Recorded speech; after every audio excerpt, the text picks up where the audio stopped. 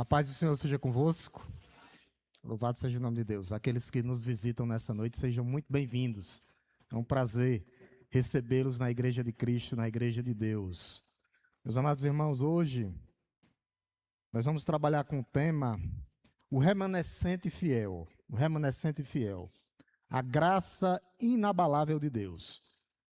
Essa graça de Deus que nos alcançou. E o conceito de remanescente fiel é um conceito de um grupo de pessoas que não se curvaram ao presente século, que não se dobraram ao modo de viver do mundo, ao modo de ser, ao modo de falar. Não se dobram.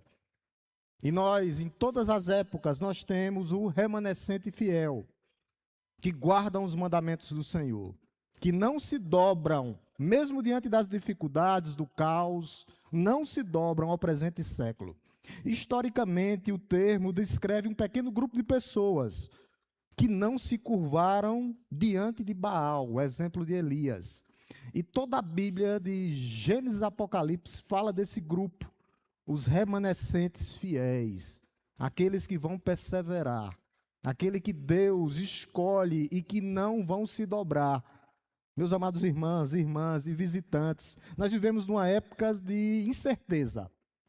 Quando nós olhamos ao nosso redor, nós estamos observando igrejas históricas que estão abandonando a verdade da Bíblia, estão abandonando a palavra de Deus. Escândalos envolvendo líderes espirituais, inclusive pastores. Jovens hoje, por causa da faculdade, o número é alarmante, o número de jovens que se desviam do caminho do Senhor. A perseguição, a religião mais perseguida do mundo é o cristianismo. O relativismo moral está infiltrado dentro de muitas igrejas. A famigerada teologia da prosperidade ou da glória, que você manda em Deus, que você determina o que Deus quer, está substituindo o evangelho genuíno. Mas nós não podemos nos dobrar diante dessas coisas que estão aparecendo. E às vezes nós, como igreja, podemos nos perguntar: será que Deus ainda está no controle? Resposta: Deus está no controle. Resposta: Deus está no controle. Será que as promessas de Deus falharam? Resposta: não falharam. Será que a igreja verdadeira está desaparecendo? Resposta: não, porque Deus tem os seus remanescentes fiéis. Aqueles que não vão se curvar, aqueles que não vão se dobrar diante do presente séculos, aqueles que vão dizer não às oferendas do mundo, por causa da graça inabalável de Deus. Por causa da graça inabalável de Deus. Abramos nossas Bíblias na carta de Paulo aos Romanos, capítulo 11, dos versos 1 até o 5. O versículo-chave é o 5. Capítulo 11, dos versos 1 ao 5. Eu gostaria de ler na minha versão e que os amados irmãos acompanhassem a leitura, mas que pudessem manter a sua Bíblia aberta. Romanos 11, capítulo 11, dos versículos 1 até o 5, com o tema, o remanescente fiel, a graça inabalável de Deus.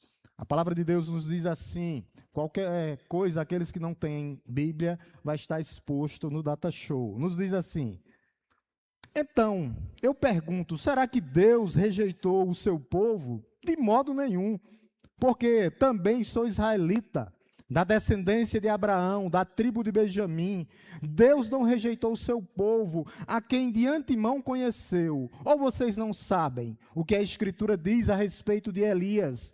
Como pediu com insistência diante de Deus contra Israel, dizendo: Senhor, mataram os teus profetas, derrubaram os teus altares, sou o único que sobrou, e procuram tirar minha vida. Mas qual foi a resposta divina? Foi esta: reservei para mim 7.000 homens que não se dobraram os joelhos diante de Baal.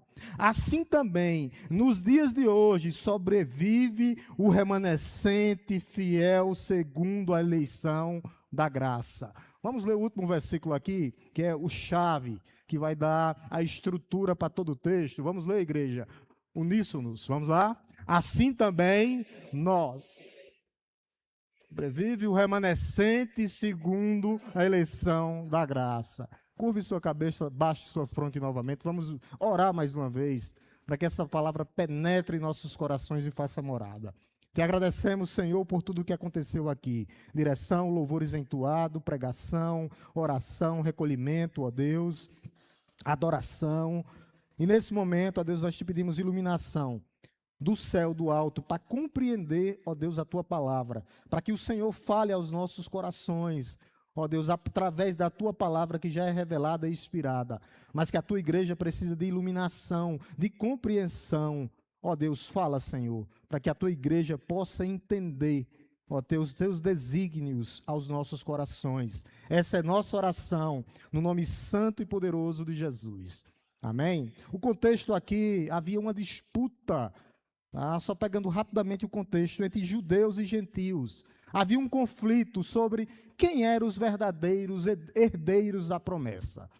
As igrejas, havia esse conflito entre gentio e judeu, havia uma crise teológica, né? Porque Paulo escreve, a crise teológica dentro da igreja é, será que Deus quebrou a promessa com Israel? E ele vai quebrar hoje com a sua igreja? A resposta é não. A resposta é não.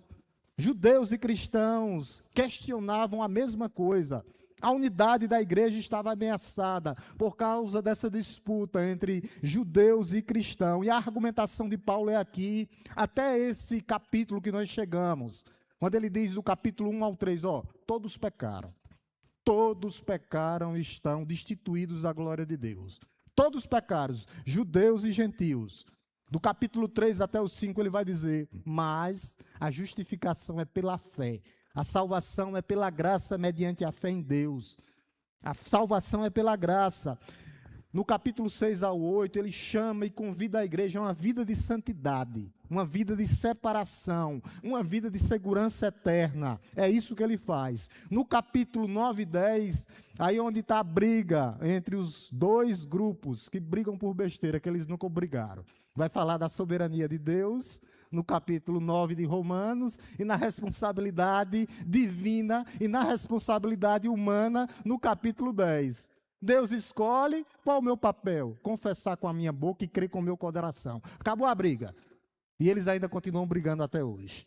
Né? E Deus resolve isso de uma vez só. E nós chegamos aqui no capítulo 11, para mostrar a fidelidade de Deus, mostrando a preservação do seu povo, a restauração do seu povo, mesmo diante do caos.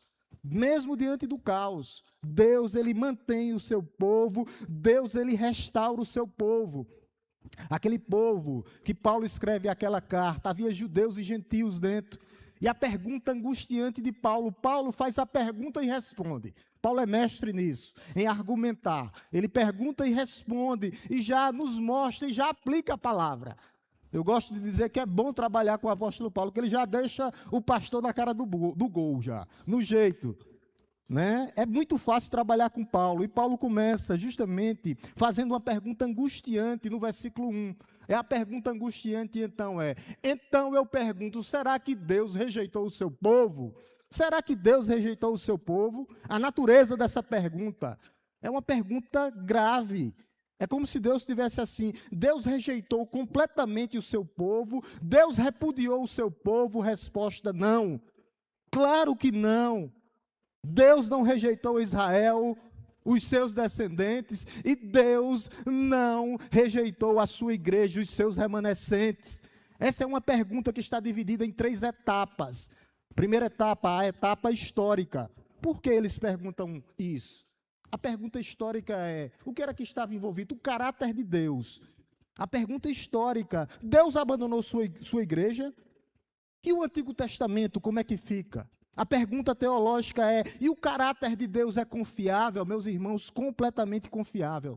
E a etapa existencial da nossa vida. Se Deus rejeitou Israel, o apóstolo Paulo faz a pergunta, ele ia dizer, Deus também pode me rejeitar e Deus pode rejeitar vocês. Por isso que a pergunta surgiu aqui, porque havia evidências concretas, não da rejeição de Deus, mas da rejeição de Israel. Como o mundo hoje também rejeita Deus. Eles rejeitaram o Messias prometido. Jesus disse: eu vim para os meus, para os judeus, e eles não me receberam. Os líderes religiosos, os judeus, os saduceus, eles pegaram e crucificaram o Filho de Deus. A mensagem apostólica foi rejeitada. O julgamento ali era iminente. Jesus profetizou sobre a destruição de Jerusalém. Meus irmãos, e o que Jesus profetizou no ano 30, no ano 70 acontece. Um general chamado Tito entra em Jerusalém e destrói completamente Jerusalém. Havia uma separação, as bênçãos tinham mudado e vindo para os gentios. A igreja estava se tornando completamente gentílica. As promessas pareciam estar sendo transferidas de Israel para os gentios. A nova aliança vinha através do Messias, do sangue derramado. Algumas declarações de Paulo anteriormente nessa carta, ele vai dizer: nem todo Israel são Israel de fato, porque não era por nascença, era pela fé.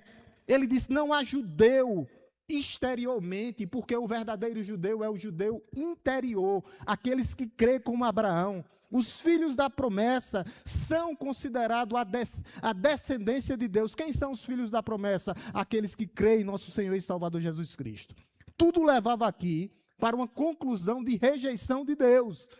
Por isso que Paulo faz essa pergunta. E isso traz e coloca a igreja para pensar hoje. O apóstolo Paulo coloca essa igreja para pensar quanto ao caráter de Deus. Deus sempre vai cumprir as suas promessas? Sim. Deus é inconstante? Não. Se ele não cumprir as suas promessas, ele é mutável, que muda. E ele não muda de ideia. Ele não é homem para que minta, nem filho do homem para que se arrependa. Quanto às escrituras sagradas, o Antigo Testamento não serve para nada, tem que ser rasgado? Resposta: não. As promessas de Deus têm data de validade? Não. Todas elas serão cumpridas nas nossas vidas. Deus falhou? Não. A resposta de Paulo é essa. Quanto à salvação, Deus rejeitou Israel, ele pode rejeitar a igreja. A nossa salvação é segura? Né? O Dr. Russell Shedd disse: depende. Você pode perder a salvação? O Dr. Russell Shedd disse: depende. Quem foi que lhe salvou? Se foi outra pessoa que lhe salvou, a não ser Jesus, você perde a salvação. Mas se foi Jesus, é impossível perder a salvação. Impossível perder, porque o sangue foi derramado em nosso favor, em favor de todo aquele que nele crê. A igreja era o plano B de Deus? Claro que não. Por isso que essa pergunta permeava a igreja. Tá? E não era uma pergunta acadêmica, não. Era uma pergunta existencial na vida daquela igreja. Algumas perguntas que podem surgir em nosso meio. Deus abandonou a sua igreja? Não. Deus desistiu da sua família? Não. Deus desistiu do seu povo? Não. Deus não desiste de você, Deus não desiste da sua família, Deus não esqueceu de mim, Deus não esqueceu de você. As promessas de Deus serão cumpridas em nossas vidas, meus irmãos. Serão cumpridas. Por isso a resposta de Paulo. E a resposta de Deus a nós hoje é uma resposta enfática, mas multifacetada, como um diamante, com várias partes divididas. Olha o que Paulo diz aqui, no final do verso 1, ele vai dizer aqui uma negação. Ele vai dizer no verso 1 aqui: será que Deus rejeitou o seu povo? De modo nenhum. De modo nenhum. Deus não rejeita o seu povo, Deus não rejeita a sua igreja, Deus não rejeita os seus remanescentes fiéis, Deus não abandona o seu povo. Aparece 14 vezes, só nas cartas paulinas, essa mesma expressão, de modo nenhum. A palavra aqui significa nunca jamais no grego. Nunca jamais Deus vai abandonar o seu povo. Paulo aqui tem uma expressão de terror, para dizer de modo nenhum, nunca jamais Deus abandona a sua igreja. Paulo usa essa expressão para negar algumas coisas nos textos. Alguns textos de Paulo, Deus usa a mesma expressão. Expressão tipo, devemos continuar no pecado, aí Paulo vai dizer, de modo nenhum. O crente não pode viver no pecado. A lei é pecado, aí Paulo vai dizer, de modo nenhum. Ele vai dizer, Deus é injusto. O apóstolo Paulo vai dizer, de modo nenhum. A palavra de Deus falhou. Paulo vai dizer, de modo nenhum. Tudo isso nessa carta de Romanos. Aqui, Deus está dizendo, de modo nenhum eu rejeito os meus remanescentes fiéis. A força da negação. Paulo não está dizendo assim, tipo assim, Deus rejeitou o seu povo, aí Paulo não é o politicamente correto que vai dizer, é complicado. Ele rejeita uns e outros não. Paulo não está dizendo isso. Paulo não está dizendo, ó, depende do ponto de vista do irmão e do outro irmão. Deus pode rejeitar e Deus não pode rejeitar. Paulo não está dizendo isso. Paulo não está dizendo, de certo sentido, um pode pensar do jeito e outro do outro. Não. Não é que essa questão. O que o apóstolo está dizendo aqui é impossível Deus abandonar o seu povo, a sua igreja, os seus filhos, os seus remanescentes. Ele não abandona você. Ele está com você, Ele continua no barco da nossa história, Ele continua sustentando as nossas vidas, a nossa casa, a nossa família, o nosso sustento, o nosso emprego, as nossas vidas. Deus não abandona os seus remanescentes. A lógica de Paulo é, agora um testemunho pessoal que ele dá no verso B. Ele diz assim, de modo nenhum Deus abandona o seu povo, porque eu também sou israelita. Aí ele disse, não só israelita, eu sou da descendência de Abraão, da tribo de Benjamim. Então, se Deus rejeitou vocês, Ele me rejeitou também. E eu estou aqui para dar o meu testemunho que Deus me salvou, Deus me restaurou e Deus está restaurando a vida dessa igreja. É isso que Paulo está falando. Israelita, filhos da promessa, de quem? De Jacó, aonde viriam as 12 tribos. É isso que ele está dizendo. Paulo está dizendo, eu pertenço ao povo da aliança. É isso que o apóstolo Paulo está dizendo. Paulo está dizendo isso, eu sou filho de Abraão, aquele Abraão que disse, através da tua descendência serão benditas todas as famílias da terra. É isso que o apóstolo Paulo está dizendo. Eu sou da descendente de Abraão, eu venho da linhagem abraâmica, o pai da fé. É isso que ele está dizendo. Eu faço parte do povo de Deus, eu creio em Jesus Cristo. Quando Ele me deu aquela promessa lá, Abraão, eu estou ligado a ela. Sai da tua terra, da tua parentela, através da tua descendência, dos teus remanescentes, e o remanescente fiel, que é Jesus Cristo, serão benditas todas as famílias da terra, inclusive a primeira igreja batista em Araripina. Todas as igrejas da terra, todas as famílias da terra. Ele estabeleceu uma aliança eterna, imutável, Deus, com Abraão. Paulo está afirmando aqui, eu sou herdeiro, vocês também são. Eu sou co-herdeiro com Cristo, vocês também são. Deus não rejeitou você, Deus não rejeitou a sua casa, Deus não rejeitou a sua família, Deus não rejeitou o seu casamento, não.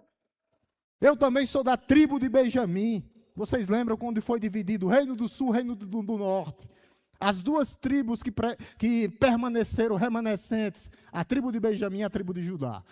A tribo de Benjamim era símbolo de fidelidade a Deus, de remanescente, que não se curvou diante dos ídolos, aonde Jeroboão levantou os ídolos lá, bezerro de ouro, não se curvou diante dos bezerros de ouro.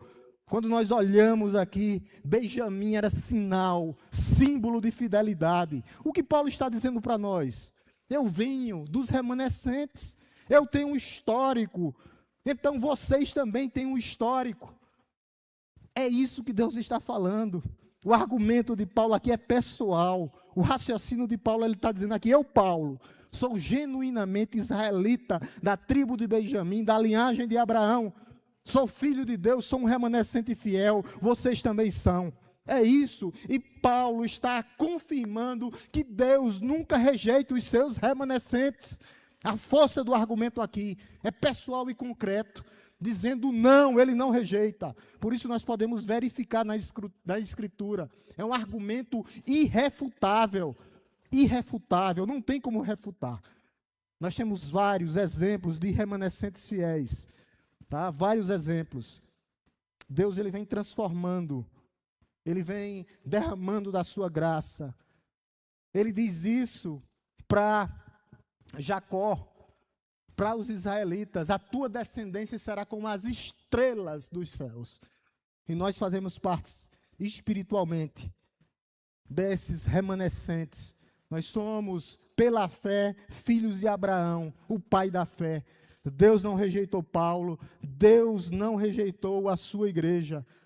Por isso que Paulo ele prova o seu fundamento, agora na parte A do versículo 2, olha o que é que ele diz. Isso aqui é forte, e é belíssimo isso. Deus não rejeitou o seu povo, a quem de antemão conheceu. Ele não rejeita o seu povo, de antemão, antes da fundação do mundo ele nos conheceu. Por isso ele não rejeita, ele não se afasta. Rejeitar é se afastar do seu povo, abandonar o seu povo. Deus, o verbo aqui é rejeitar. Como o povo rejeitou Moisés durante 40 anos, Deus, ao contrário, não rejeita o seu povo. Os judeus rejeitaram a palavra de Deus, mas Deus não rejeita o seu povo. Deus não repudia, a palavra é repudiar. Se divorciar do seu povo, Deus não vai nos deixar. Deus não deixa o seu povo, Deus não se divorciou do seu povo. Não, Ele não se divorciou. Ele não repudia a sua igreja. Ele ama a sua igreja incondicionalmente, porque nós somos o seu povo, o povo de Israel, a igreja de Cristo que forma o povo de Deus. Deus não rejeita o seu povo. Nós fazemos parte da história através do plano redentor, através de Cristo Jesus, nosso Senhor. Nós fazemos parte desse plano, nós fazemos parte dessa história, nós temos continuidade nessa história. Israel era o seu povo, mas para ser um canal de bênção, para reunir todo o seu povo, o relacionamento foi rompido por Israel, mas Deus é fiel aos seus remanescentes, israelitas e gentios, que une e forma o povo de Deus hoje. E ele conheceu, não agora, mas ele conheceu de antemão. De antemão, antes que existisse vida. Antes da vida, Ele nos conhece. Ele conhece você pelo seu nome, Ele conhece o seu deitar, Ele conhece o seu levantar, Ele sabe quando você senta, Ele sabe quando você levanta, Ele conhece todos os seus pensamentos, Ele sonda os seus corações, Ele conhece a sua vida, Ele conhece a sua história, por isso Ele garante. Ele é Deus, Deus de Deus, por isso Ele lhe conhece. E esse conhecimento não é um conhecimento frio intelectual, não. Lá em Amós vai dizer: todas as famílias da terra, somente você eu conheci, o povo de Deus. Jeremias vai dizer: antes que te formasse no ventre da tua mãe, eu te conheci.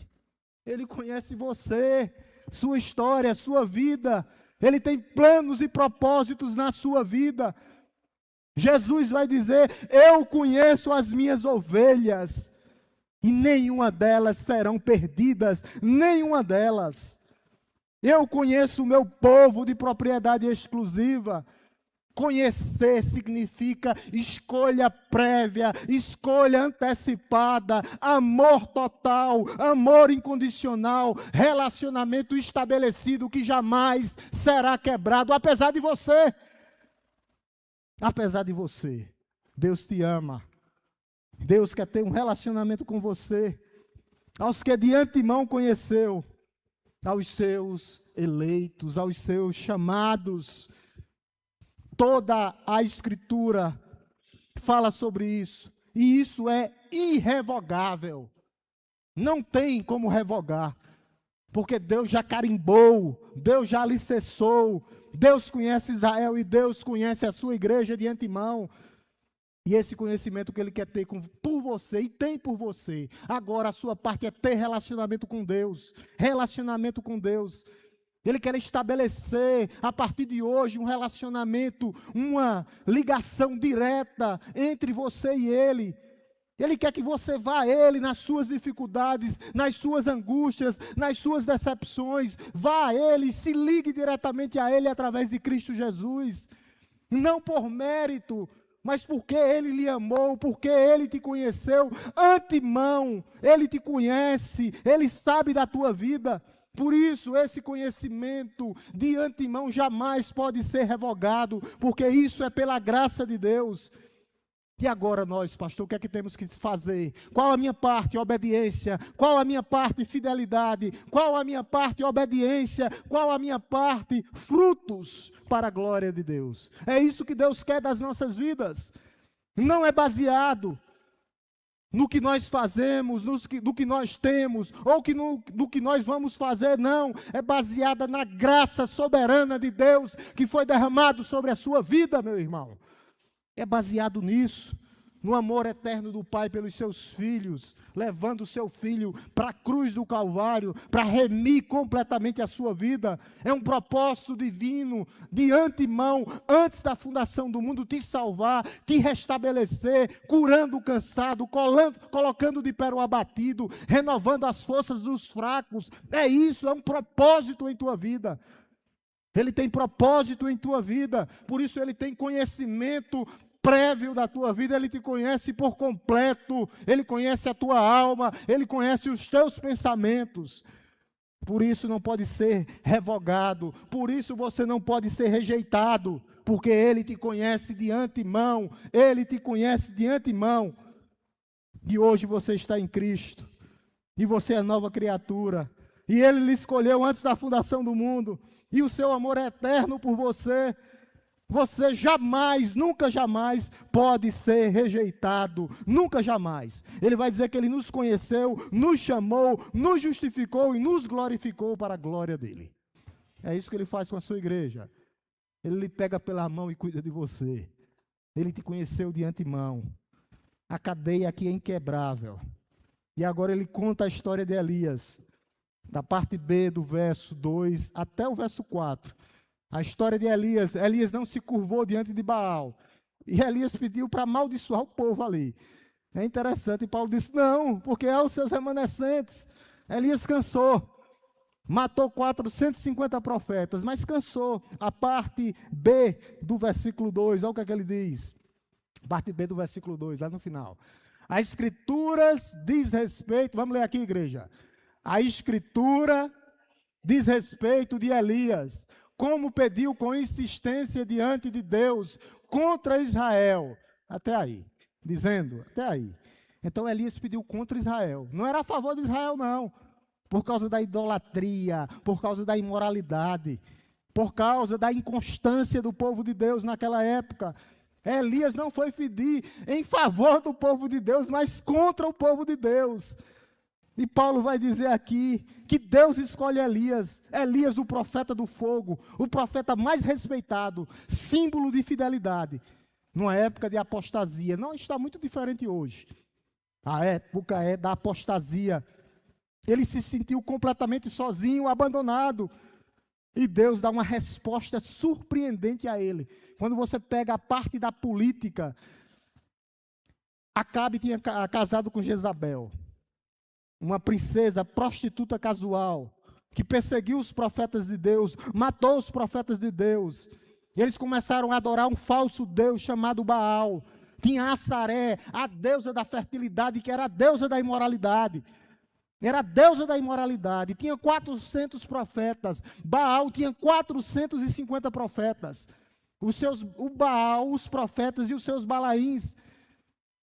E os profetas de Deus foram mortos. O ministério de Elias passou 3 anos, profetizou 3 anos e meio, houve seca.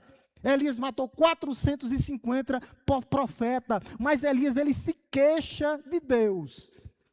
Ele entra com uma queixa aqui contra Deus. No verso 3.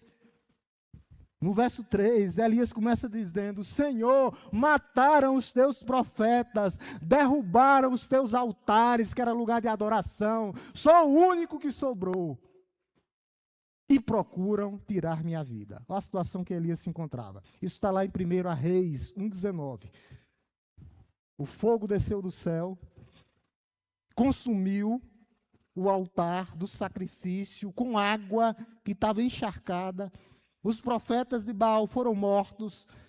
A chuva veio depois de 3 anos e meio de seca.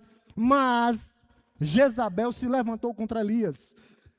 Elias, fugiu para o deserto, 40 dias caminhando para uma caverna, 40 dias.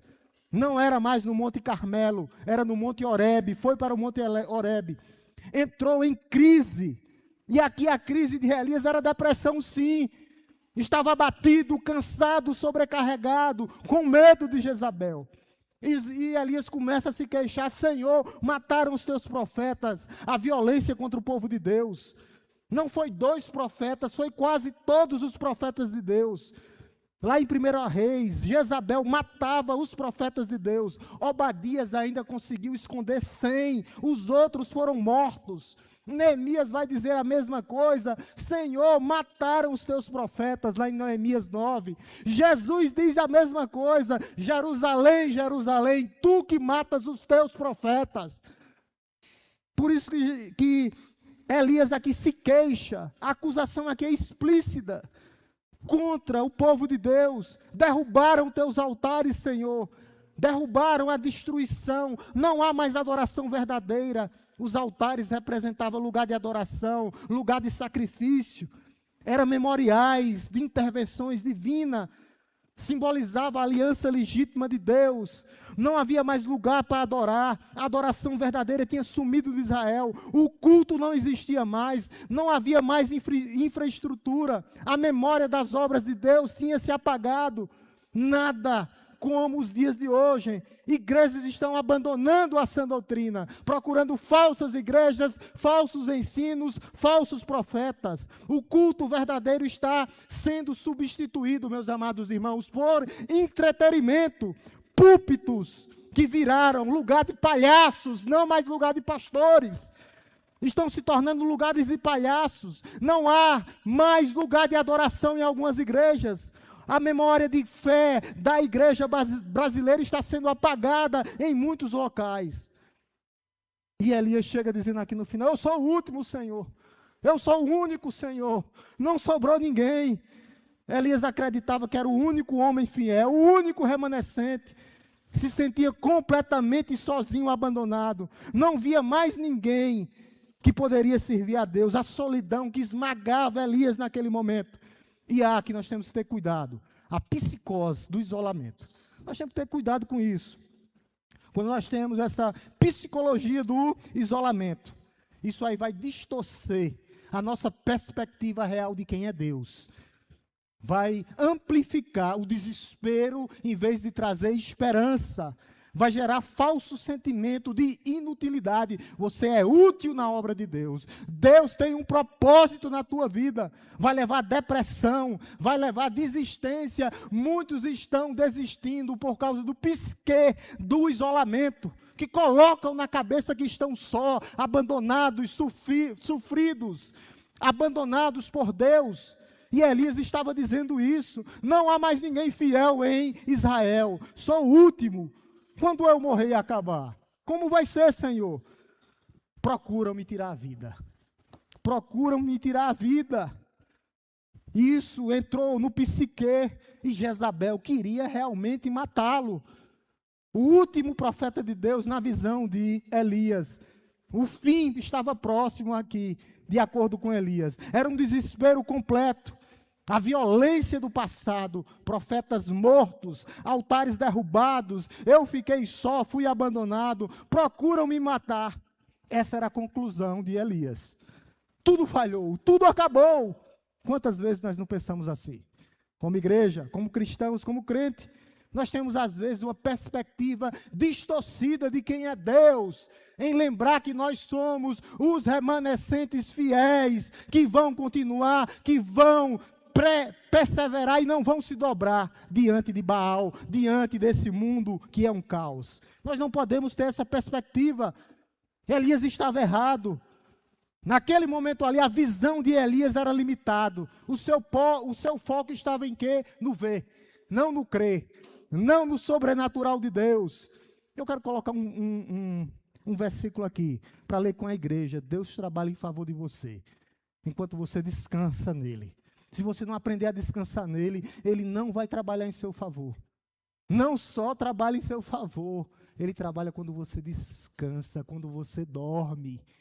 Ele está trabalhando em favor dos seus remanescentes fiéis. Deus trabalha em favor da sua igreja.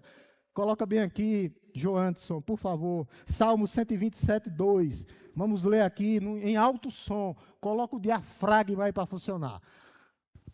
Igreja do Senhor. Salmo 127, 2. Vamos lá, igreja? Será inútil.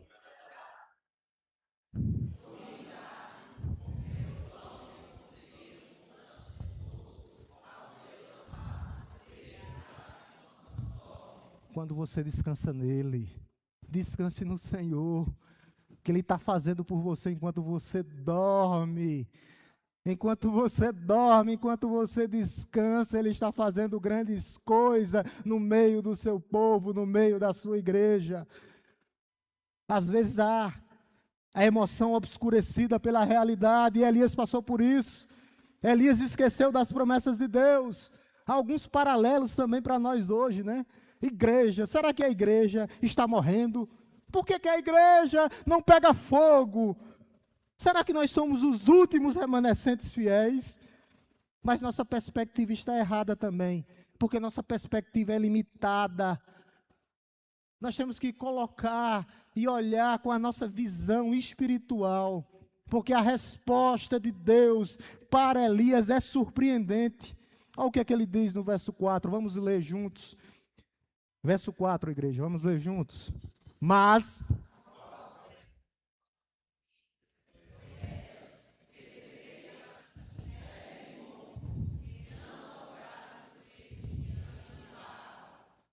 reservei para mim 7.000 homens que não dobraram os joelhos diante de Baal.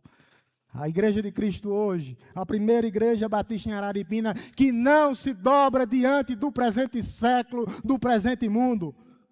E o verbo aqui está, reservei, no tempo perfeito, é uma ação completa com resultados permanentes. Reservei para mim a voz ativa de Deus, para mim mesmo. O que Deus está dizendo? Deus tomou a iniciativa de reservar você para Ele. Você é de Deus, a mão de Deus está sobre você. Deus age ativamente na vida daqueles que são os remanescentes fiéis. Deus tinha um propósito na vida de Israel, na vida de Elias e na vida dos 7.000. Por isso nós temos que perseverar. Nós temos que perseverar. A soberania de Deus é ativa, mas nós temos que perseverar. Ele é o autor e o consumador da nossa fé, mas Ele também é o sustentador. E Ele nos dá uma garantia absoluta. Deus reserva tudo para aqueles que são seus. Tudo para aqueles que são seus. Se o Senhor dos Exércitos, Isaías vai dizer, se o Senhor dos Exércitos, então, se o Senhor dos Exércitos tivesse deixado os seus remanescentes, eles não existiriam. Naquele dia, levantarei o meu remanescente fiel. Jeremias vai dizer assim, eu mesmo reunirei o meu remanescente. Está aqui, hoje. Eles estão aqui, no meio da igreja de Cristo. No meio da igreja de Cristo. E Miqueias vai dizer, eu ajuntarei os meus remanescentes. 7.000 que não se dobraram. 7.000 que não se dobraram diante do mundo, diante da cultura, diante de uma sociedade decaída e depravada. 7.000 homens que não se dobraram. Não era apenas Elias, Deus tinha mais 7.000. Tinha mais 7.000 homens que não se dobraram diante das atrocidades de Acabe e de Jezabel. E nós não se dobraremos, não dobraremos os joelhos publicamente diante dessa imoralidade que está no Brasil hoje. Não nos dobraremos diante do mundo, diante da cultura. Não somos como eles, não falamos como eles e não vivemos como eles. Porque nós somos os remanescentes fiéis. Deus sempre tem os seus fiéis, mesmo quando nós não imaginamos, como Elias, a igreja invisível, a igreja viva de Cristo. Nem todo fiel vive em público. Elias não conhecia, mas Deus é fiel e conhece os que são seus. Não dobraram os joelhos diante de Baal. Qual a marca dos remanescentes? não se dobrar diante do mundo, não ser como eles, não viver como eles, a forma de agir, a forma de pensar, a forma de falar, o jeito de viver, nós não nos dobraremos, nunca jamais. Não nos dobraremos, não, diante do presente século, nem diante de ídolos. Baal, o Deus da imoralidade. Se dobrar diante de Baal é rejeitar o Senhor. Se moldar o presente dos séculos é rejeitar o Senhor. Buscar fontes falsas de adoração é rejeitar o Senhor. É abandonar o Deus da aliança. 7.000 se recusaram a se dobrar diante de Baal. E a igreja de Deus não vai se dobrar. Há vários Baals modernos hoje, pastor. Assim, materialismo, consumismo, prosperidade sem fé, sucesso e reconhecimento, prazer, autogratificação ou autoelevação, a teologia liberal que está matando, desiludindo e morrendo homens e mulheres, igrejas que mercadejam o evangelho verdadeiro. O remanescente fiel hoje não se dobra diante do mundo, não se dobra diante do dinheiro, não se dobra diante das pressões, não se curva ao ídolo da popularidade, não se dobra, não adora em altar do pragmatismo, do populismo, não se submete ao espírito dessa época, ao espírito que ronda o espírito do anticristo, não se curva aos padrões desse mundo, não. Elias via completamente diferente. Deus sempre preserva o seu remanescente. Deus está com sua igreja, meus irmãos. O remanescente é maior do que você possa pensar. É muito maior. A nossa visão é limitada. Mas Deus conhece os que são seus. Mesmo quando nós não vemos, existem pessoas fiéis. A marca do remanescente nunca se dobrar diante do presente séculos, dos ídolos, e lembrar que Deus está no controle de todas as coisas. E ele termina mostrando a marca, quem nós somos atualmente.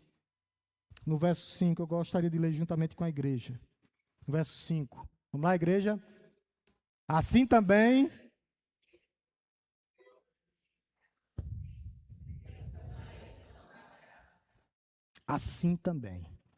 nos dias de hoje, no agora, no hoje, sobrevive os filhos de Deus, os remanescentes fiéis, aqueles que foram escolhidos.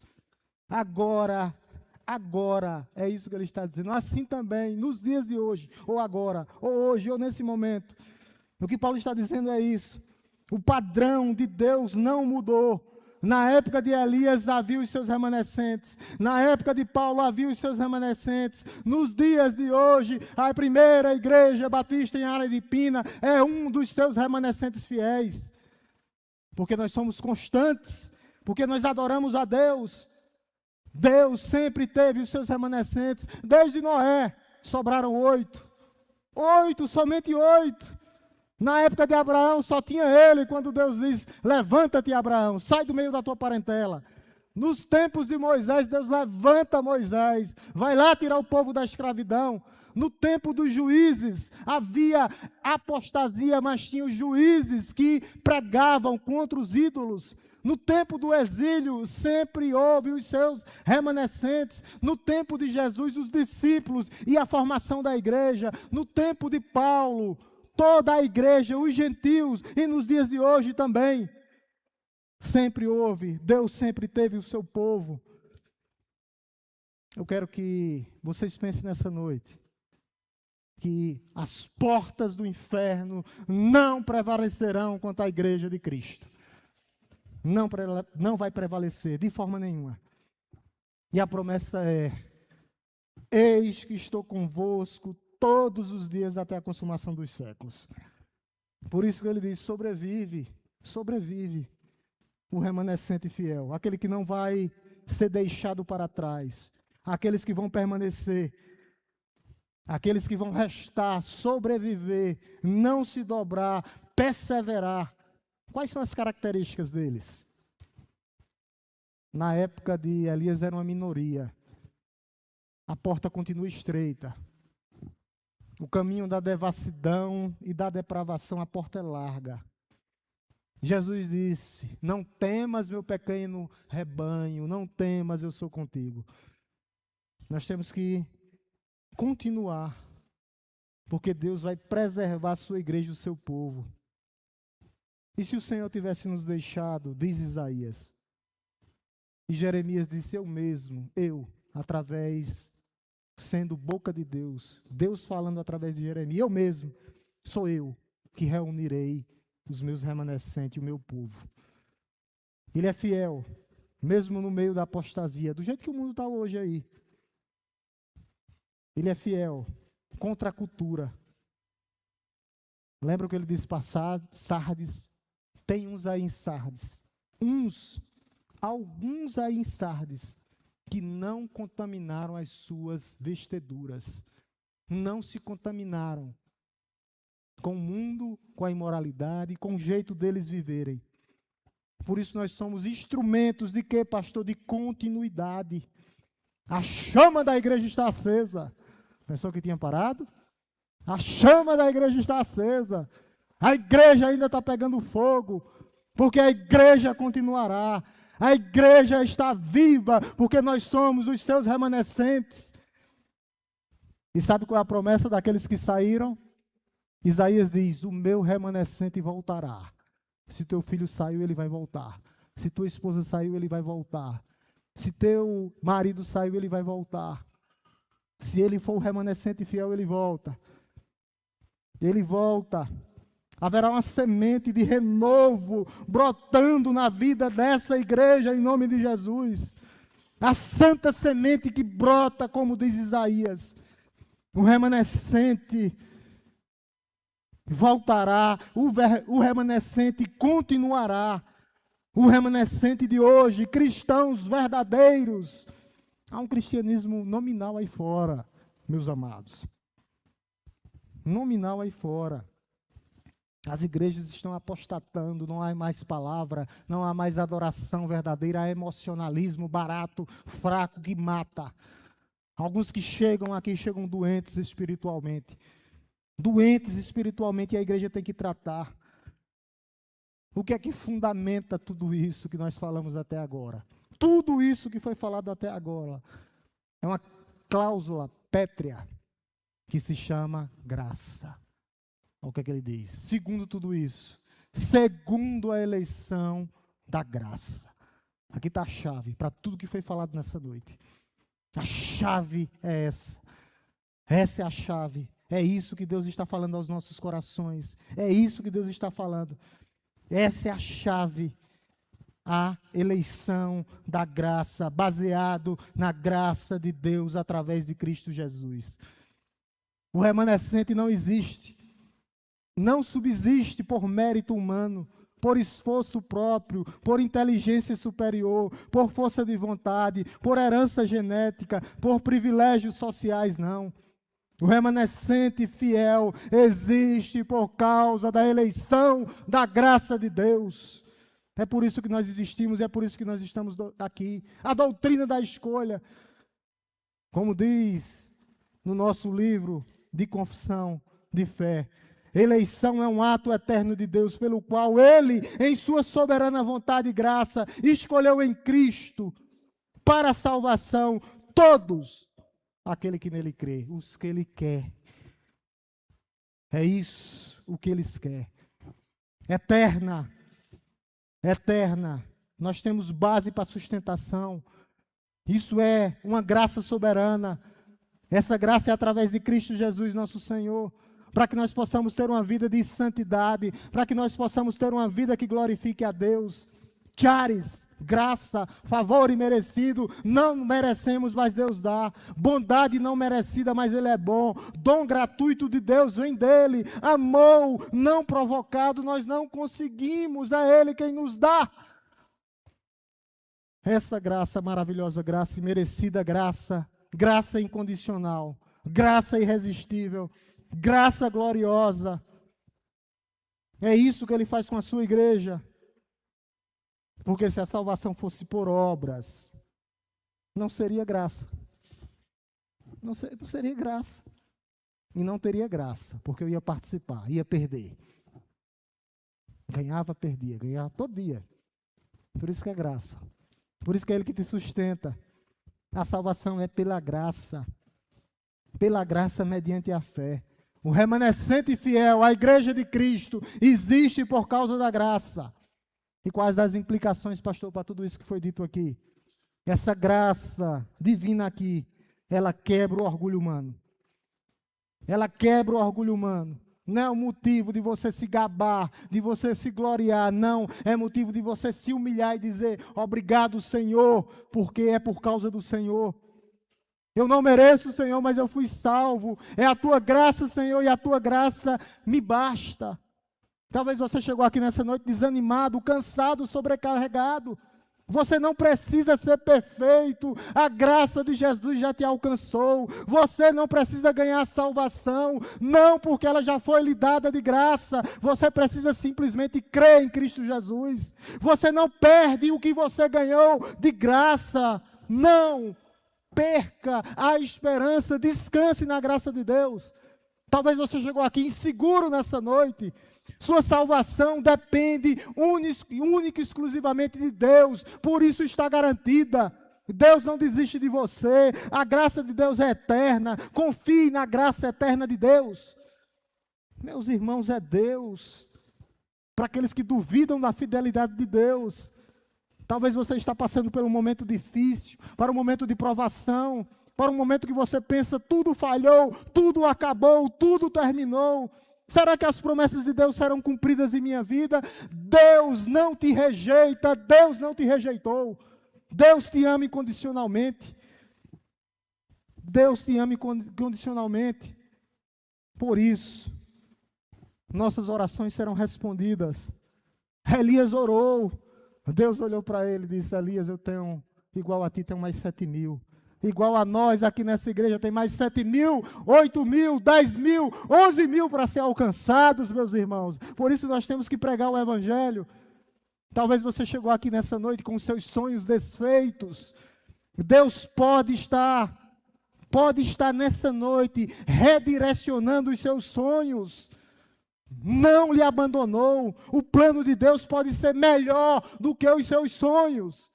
Os sonhos de José foram desfeitos, o sonho de Davi foi desfeito, o sonho de Paulo foi desfeito, todos tiveram sonhos desfeitos antes de ser realizados. Às vezes Deus faz isso. Eu vou primeiro desfazer, para que depois seja refeito, do jeito que eu quero, do modo que eu quero. Essa é a promessa de Deus para você. Essa é a verdade fundamental. Se Deus não rejeitou Israel, se Deus não rejeitou Paulo, Deus não rejeita você. Você é filho de Deus a saber. E isso não depende de você. Eis a boa notícia. Depende de Deus. O Deus fiel. Eu trago alguns textos para que possa confortar o teu coração. Lá em Lamentações, Jeremias vai dizer, as misericórdias de Deus são as causas de não sermos consumidos. Não serão consumidas. Não seremos consumidos. Porque elas se renovam a cada manhã. Paulo vai dizer, escrevendo para Timóteo, se nós somos infiéis, ele permanece fiel, fiel, sempre fiel. Lá em Hebreus, ele tem uma promessa maior para você. Ele diz assim, nunca jamais os abandonarei, nunca jamais os deixarei. A promessa de Deus para a sua vida é essa. Elias não era o único fiel que restou. Deus tem os seus fiéis aqui em Araripina. A resposta de Deus é que existem pessoas, mesmo que você não saiba quem é. Deus tem mais pessoas. Deus tem a sua igreja invisível aí fora. Crentes fiéis. Deus conhece os que são seus. Meu papel agora é pregar para que essas pessoas venham, reconheçam Cristo e viva por uma viva e nova esperança, que é Jesus Cristo. Meus irmãos, nós temos perspectiva em Cristo. mesmo diante das nossas limitações. Às vezes nós olhamos uma folha e Deus tem uma floresta toda ao nosso derredor, olhando para nós. Você às vezes olha para o aparente, Deus olha para a eternidade, para o invisível, para as promessas que já estão aqui na sua palavra. Você vê o possível, Deus vê o impossível na sua vida e garante tudo isso na sua vida. Por isso, continue fiel, seja um remanescente fiel. Você faz parte do remanescente fiel. Você faz parte do plano eterno de Deus. Deus reservou esse tempo agora, o dia de hoje para a sua vida. É o agora de Deus nessa cidade, na sua família, no meio do seu trabalho, no meio da sua família, no meio daqueles que ainda não conhecem a palavra de Deus, para te usar como instrumento de Deus. Ele quer que você seja um instrumento. Então preste bem atenção aqui nessa noite. Você nunca foi um acidente. Não, você é uma promessa de Deus. Promessa de Deus em nossas vidas. Talvez você esteja nessa noite confiando em sua própria força do braço. Você não pode se salvar, meu irmão. Não pode se salvar.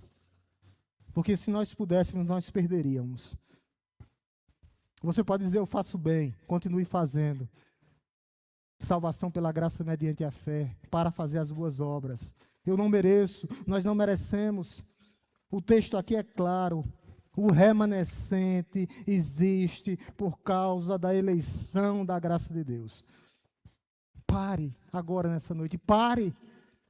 Pare de tentar ganhar o que Deus já te deu. Deus já te deu, salvos pela graça mediante a fé, isso não vem de vós, é dom de Deus, é dom de Deus, não por obras para que ninguém se glorie. Descanse, Deus está trabalhando quando você dorme. A salvação é um presente, não é um salário, não. Cristo fez tudo, você recebe tudo de graça. Qual a minha parte, pastor? Crer. Não é conquistar, é crer e perseverar. Simplesmente é essa. Descanse no Senhor. Fé. Substitua a fé pelo seu esforço, pelas suas obras. A sua salvação já é segura. A sua salvação já é confiável. Aquele que é poderoso para fazer muito mais do que pensamos e imaginamos. Judas, irmão do Senhor, vai dizer, e para nos sustentar dos tropeços. Aquele que é poderoso, aquele que começou, aquele que vai finalizar. Por isso não é por obras, a beleza é a graça de Deus, porque a graça de Deus humilha o pecador, e o pecador fica rendido, entregue a Deus. Porque quando nós nos rendemos a Deus, nós temos a segurança absoluta. Automaticamente a minha vida vai glorificar a Deus, vai exaltar a Cristo e vai perseverar na vida cristã. Para a igreja hoje, do cenário atual, igrejas que podem estar abandonando a fé, nós não, nós somos os remanescentes fiéis. Igrejas que têm um cristianismo nominal, que nunca foram a igreja de Cristo. Não, nós somos a igreja remanescente, os remanescentes fiéis, que continuam pregando a palavra de Deus, que continuam vivendo através de Cristo Jesus. Uma igreja chamada a ser fiel, a permanecer através dos séculos, a ser sal e luz da terra, a ser luz em meio às trevas, a manter a doutrina santa, a viver o evangelho autêntico. Para aqueles que estão questionando Deus, Deus conhece o seu deitar e o seu levantar. Não há nada que fuja do seu controle. Ele preserva a sua vida. Ele preserva a sua história. Reservei para mim mais 7.000, para mim são deles. Nós somos dele. Nenhum dos seus escolhidos ele perderá, nenhum deles. A morte dos seus santos é preciosa para ele. Os anjos vão receber os seus santos quando chega no céu. O que é que você está com medo? Nenhum deles se perderão. eu ressuscitarei no último dia. Eu ressuscitarei. Ninguém os arrebatará da minha mão, ninguém. Nada, sem mim, nada podereis fazer. Nada poderá nos separar do amor de Deus que está em Cristo Jesus. Nada e nem ninguém. Confie no Senhor, olhe para o Senhor. Você é um remanescente fiel. Pastor, o que é que eu tenho que fazer? Eu já sou crente. Persevere. Pastor, eu ainda não sou crente. Eu quero viver tudo isso que você falou. Uma vida de redenção, uma vida de regeneração, uma vida de perseverança e uma vida de glorificação. Você tem que se render a Jesus. Você tem que entregar a sua vida por completo. Ele não quer a metade, ele não quer o resto, ele quer completa a sua vida por completo. Completo, completamente. Ele quer sua vida completamente. Você tem que se render a Ele. E você que está e já é, Deus vai dizer que o seu trabalho nunca é vão. Não é inútil o que você está fazendo para o reino de Deus, para a obra de Cristo aqui na terra. Nada do que você faz é em vão. Nada do que você faz é inútil, meu amado irmão. Continue a dar frutos para a glória de Deus. Continue olhando para o autor e o consumador da nossa fé. Que você continue uma vida de encorajamento. Não tenha medo, não tenha dúvida. Deus conhece os que são seus. Deus tem um plano perfeito para a sua vida e para a minha vida. Eu gostaria, terminando, de ler novamente o versículo 5 com a igreja, para que nós possamos encerrar. Versículo 5, vamos lá, igreja.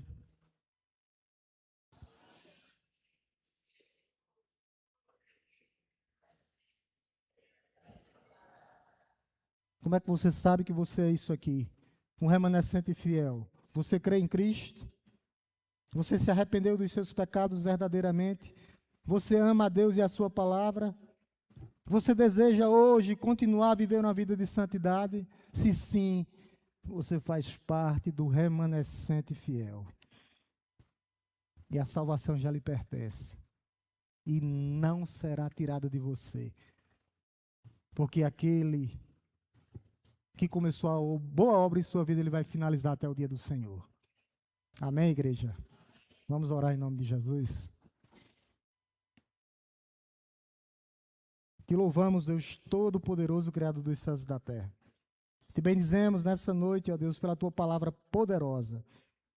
Porque o Senhor tem um povo, um remanescente fiel, que não se dobrará diante do mundo, diante da cultura, diante da sociedade, diante do caos social, econômico, financeiro e espiritual. Porque nós somos o teu povo de propriedade exclusiva. E nós sabemos que o Senhor vai nos preservar, nos confirmar, nos manter. Ó Deus, ajuda aqueles que estão cansados, sobrecarregados. Dá força, Senhor. Coloca de pé o abatido. Que ele possa vir até ti, lançando sobre ti toda a ansiedade. Que ele possa te buscar enquanto é tempo, enquanto o Senhor pode ser encontrado. Ajuda, Senhor, cada irmão em cada necessidade física, psicológica, financeira, espiritual. Tu sabe, ó Deus, o que tua igreja está precisando. O que teu filho, tua filha está necessitando individualmente. Faz, Senhor, o que eu não posso fazer. Nós temos todas as garantias em Ti, ó Deus, que nós possamos viver de fato e de verdade. Que nós possamos dizer como Jesus, a minha comida é fazer a vontade do meu Pai que estás no céu. Que nós possamos dizer como o apóstolo Paulo, quer comamos, quer bebamos, ou façamos qualquer outra coisa, que seja para a Tua glória, ó Deus. Que a Tua igreja seja uma igreja viva, uma igreja que faz a Tua vontade, uma igreja que prega a Tua palavra, uma igreja que cuida dos seus visitantes, uma igreja que ama de fato e de verdade. Cremos no Teu agir, nós observamos e vemos, ó Deus, o Teu povo, essa luta que a Tua igreja tem travado durante de mais de 50 anos, ela tem sido Hoje, Pai, o teu remanescente fiéis, mais de 50 anos de história, que não se dobrou a Baal, que não se dobrou aos costumes, mas que é uma igreja viva, uma igreja cheia do Espírito Santo de Deus, não perfeita, mas prossigamos, caminhamos, ó Deus, ligados e direcionados a Ti, que é a videira verdadeira. Ó Deus, que o Senhor traga bênçãos de salvação.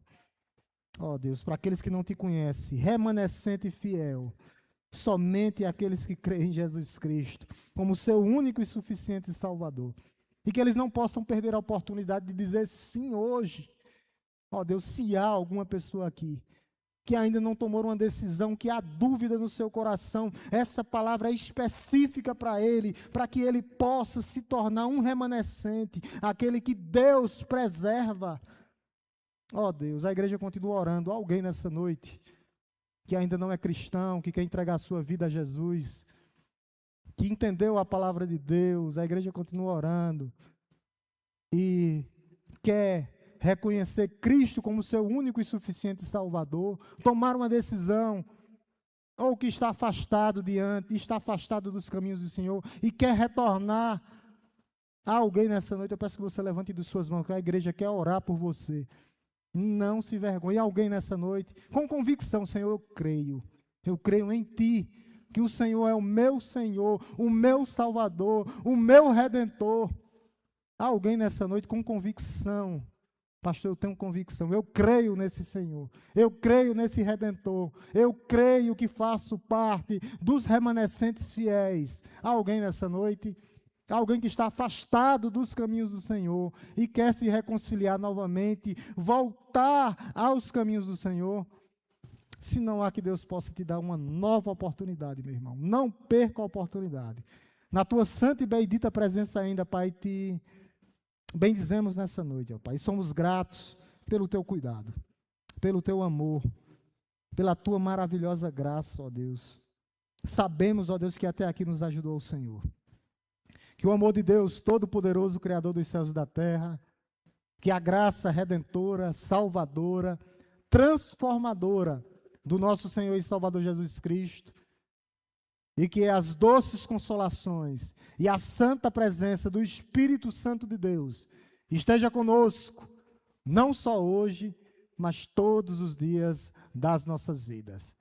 Oração silenciosa, a igreja se despede. E tem cantina, tá? Não percam a cantina.